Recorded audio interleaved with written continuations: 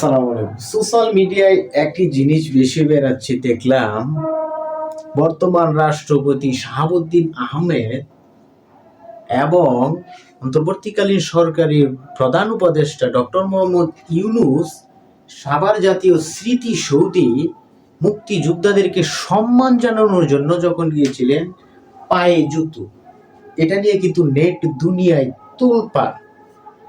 আবার যারা এই ছবিটাকে ফোকাস করে দেশের মানুষের সামনে নিয়ে আসতেছে, আবার আরো একটি ছবি